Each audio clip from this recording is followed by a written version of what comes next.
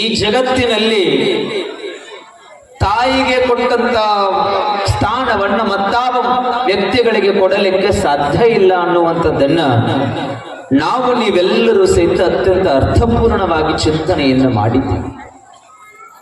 ತಾಯಿನೇ ಮೊದಲ ದೇವರು ಅಂತ ಶಾಸ್ತ್ರ ಹೇಳುತ್ತದೆ, ಪುರಾಣ ಹೇಳುತ್ತದೆ, ಪುಣ್ಯ ಕಥೆಗಳು ಸಹಿತ ಹೇಳುತ್ತವೆ ತಾಯಿನೇ ದೇವರು ಅಂತ. ಯಾವ ಕಾರಣಕ್ಕಾಗಿ ತಾಯಿಯನ್ನ ದೇವರು ಅಂತ ಕರೆದ್ರು ಅಂತ ನಾವು ಯಾರು ಸಹಿತ ಕಲ್ಪನೆನೇ ಮಾಡೋದಿಲ್ಲ, ವಿಚಾರವನ್ನು ಸಹಿತ ಮಾಡೋದಿಲ್ಲ. ಒಬ್ಬ ಸುಭಾಷಿತಕಾರ ಬಹಳ ಅದ್ಭುತವಾಗಿ ಬರೀತಾರೆ. ಅವರು ಮೊದಲಿಗೆ ಯಾರಿಗೆ ದೇವರು ಅಂತ ಕರೀತಾರೆ ಅಂದ್ರೆ ಮಾತೃದೇವೋ ಭವ. ಎರಡನೇ ದೇವರು ಯಾರು ಅಂದ್ರೆ ಪಿತೃದೇವೋ ಭವ. ಮೂರನೇದಾಗಿ ಹೇಳ್ತಾರೆ ಅತಿಥಿ ದೇವೋ ಭವ. ಕೊನೆಯದಾಗಿ ಹೇಳ್ತಾರೆ ಅವರು ಕೊನೆಗೆ ಯಾರ ದೇವರು ಅಂದ್ರೆ ಸನ್ಯಾಸಿಗಳ ದೇವರಂತ ಆಚಾರ್ಯ ದೇವೋ ಭವ. ಮೊದಲಿಗೆ ಯಾರು ದೇವರು ಅಂದ್ರೆ ಅದು ತಾಯಿನೇ. ತಾಯಿಯನ್ನು ಹೊರತುಪಡಿಸಿ ಮತ್ತಾವ ದೇವರುಗಳು ಆಗಲಿಕ್ಕೆ ಸಾಧ್ಯ ಇಲ್ಲ. ತಾಯಿ ಮಗುವನ್ನ ಲಾಲನೆ ಪಾಲನೆ ಪೋಷಣೆ ಮಾಡಿದಷ್ಟು ಒಬ್ಬ ದೇವರಿಗೂ ಸಹಿತ ಮಾಡಲಿಕ್ಕೆ ಸಾಧ್ಯ ಇಲ್ಲ. ಸುಮ್ಮನೆ ನಾನು ಹೇಳ್ತಾ ಇಲ್ಲ, ದೇವರು ಪ್ರತ್ಯಕ್ಷ ಆಗಿದೆ, ನಾನು ಮಾಡಿ ತೋರಿಸ್ಬೋದು. ಬೇಕಂದ್ರೆ ನಾನು ಹೇಳ್ತೇನೆ, ಸವಾಲ್ ಹಾಕ್ತೇನೆ ದೇವರೇ.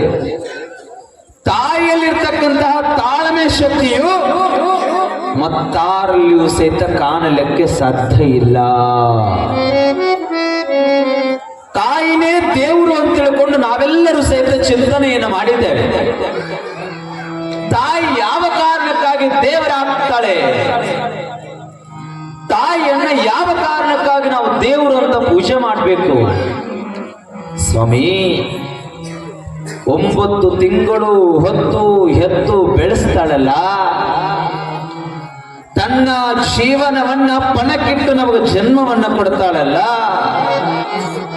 ತನ್ನ ಉಸಿರಿನ ಕೊನೆಯ ಕ್ಷಣದಲ್ಲಿದ್ದರೂ ಸಹಿತ ಮಗುವಿಗೆ ಜನ್ಮವನ್ನು ಕೊಟ್ಟು ಮಗುವಿನ ಮುಖವನ್ನು ನೋಡಿ ಎಲ್ಲ ನೋವನ್ನು ಮರೆತು ಆನಂದ ಪಡ್ತಾಳಲ್ಲ, ಆ ಕಾರಣಕ್ಕಾಗಿ ತಾಯಿ ದೇವರು ಅಂತ ಪೂಜೆ ಮಾಡಬೇಕು. ಆ ಕಾರಣಕ್ಕಾಗಿ ತಾಯಿ ಒಂದು ಮಗುವಿಗೆ ಜನ್ಮವನ್ನು ಕೊಡಬೇಕಾದ್ರೆ ಮರುಜನ್ಮವನ್ನು ಪಡಿತಾಳಂತೆ.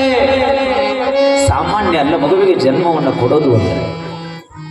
ಸುಮ್ಮನೆ ನೋಡೋಣ, 9 ತಿಂಗಳು ಹೊಟ್ಟೆಯಲ್ಲಿ ನೀವು ನೆಟ್ಕೊಂಡು ಜೋಪಾನ ಮಾಡ್ತಾರಲ್ಲ, ಸುಮ್ಮನೆ ಹೇಳ್ತೀನಿ, ನೀವ್ ಯಾರಿಗೆ ತಾಯಿ ಕಿಮ್ಮತ್ತು ಕೊಡ್ಲಾರ್ದವ್ರು ಇದ್ರಿ ಅಂತಂದ್ರ ಒಂದು 3 ದಿನ ಹೊಟ್ಟಿಗೆ 2 kg ಕಲ್ಲು ಕಟ್ಕೊಂಡು ಅಡ್ಡಾಡಿ ನೋಡು. ನೀವು ಬಿಟ್ಟು ಬಿಡ್ಲಾರ್ದಂಗ 2 ದಿನ ಕಲ್ಲು ಕಟ್ಕೊಂಡು ಅಡ್ಡಾಡಕ್ ಸಾಧ್ಯನೇ ಇಲ್ಲ. ಆದರೆ 9 ತಿಂಗಳ ಕಾಲ ತನ್ನ ಗರ್ಭದಲ್ಲಿಟ್ಟು ನಮ್ಮನ್ನು ಜೋಪಾನ ಮಾಡ್ತಾಳಲ್ಲ, ಆ ತಾಯಿಗೆ ನಾವೇನು ಕೊಡ್ತೀವಿ ಹೇಳಿ? ತಾಯಿ ಏನಾರ ನಿಮ್ಮ ಕಡೆಯಿಂದ ಅಪೇಕ್ಷೆ ಪಟ್ಟಾಳೇನು? ಮಗ ನನಗಿದು ಬೇಕು, ಇದನ್ನು ತಂದು ಕೊಡು ಅಂತ ಎಂದರೆ ಕೇಳಲೇನು? ಸಾಧ್ಯನೇ ಇಲ್ಲ, ಕೇಳೋದೇ ಇಲ್ಲ. ತಾಯಿ ಹಾರೈಸುವುದು ಇಷ್ಟೇ, ನಾನು ಕಷ್ಟದಲ್ಲಿದ್ದರೂ ಪರವಾಗಿಲ್ಲ, ನನ್ನ ಮಗ ಮಾತ್ರ ಸುಖದಲ್ಲಿರಲಿ ಬಯಸ್ತಾಳೆ ತಾಯಿ. ಏನು ಕೊಟ್ಟೇವಿ ಹೇಳಿ ದೇವರಿಗಾಗಿ, ತಾಯಿಗಾಗಿ ನಾವು ಏನು ಕೊಡೋದಕ್ಕೆ ಸಾಧ್ಯ? ಏನು ಕೊಡೋದಕ್ಕೆ ಸಾಧ್ಯ ಇಲ್ಲ. ನಾವೆಲ್ಲರೂ ದೇವರಿಗೆ ಕೊಟ್ಟೇವಿ ಅಂತ ಹೇಳಾಕತ್ತೀವಿ, ಏನು ಕೊಟ್ಟೇವಿ? ಏನೂ ಕೊಟ್ಟಿಲ್ಲ. ನೀವು 1 ಲೀಟರ್ ವಾಟರ್ ಬಾಟ್ಲಿ ತಗೊಂಡ್ಬಂದ್ರಿ ಅಂದ್ರೆ ಎಷ್ಟು ಕೊಡ್ತೀರಿ? ಬಿಲ್ಲ ಎಷ್ಟು ಕೊಡ್ತೀರಿ? ಪುಕ್ಷಟ್ಟಿ ಕೊಡ್ತಾನ ನಾವು ಅಂಗಡಿ ನಿಮ್ಗೆ ಓದುಗಳೇ. 20 ರೂಪಾಯಿ ಬಿಲ್ ಕಟ್ಟಿದಾಗ ಮಾತ್ರ 1 ಲೀಟರ್ ನೀರು ನಿಮಗೆ ಸಿಗುತ್ತದೆ.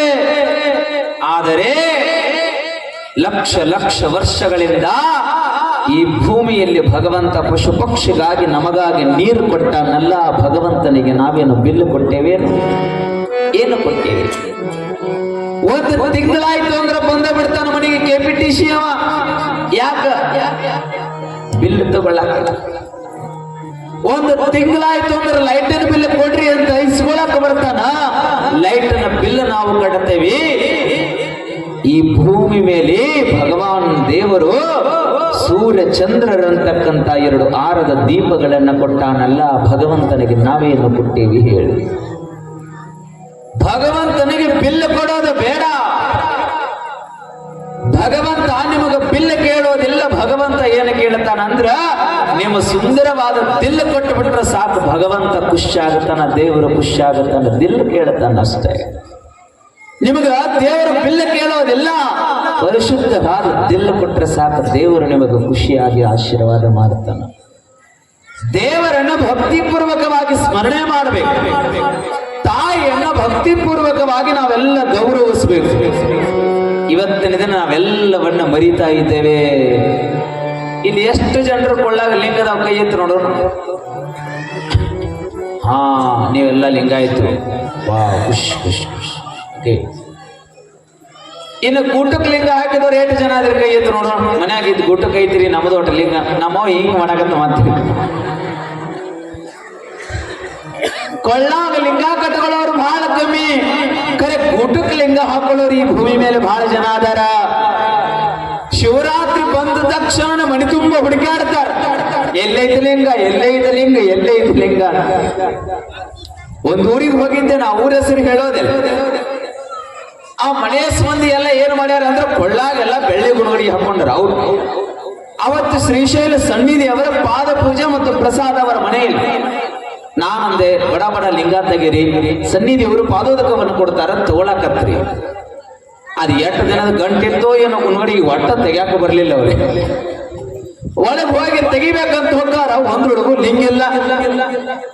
ನಾಂದೆ ಹೆಂಗ್ ಮಾಡೋದೇನು ಅಜೋರಿ, ಏನಿಲ್ರಿ, ಒಂದು ಲಿಂಗನ ಒಬ್ಬೊಬ್ಬರು ಸಾಲಿಗೆ ಪಾಳೆ ಹಚ್ತೀವಿ, ಅವ್ನ ಮುಗಿದ್ರು ನಮಗೆ ಕೊಡ್ತಾನ, ಅವ್ನ ಮುಗಿದ್ರು ನಾವು ತಗೋತೀವಿ. ಪಾಳೆ ಹಚ್ಚಿ ಲಿಂಗ ಪೂಜೆ ಮಾಡೋರಿ ಭೂಮಿ ಮೇಲೆ ಹುಟ್ಟ್ಯಾರ. ಏನ್ ಉಳಿತು ನಮ್ಮ ಅಸ್ತಿತ್ವ?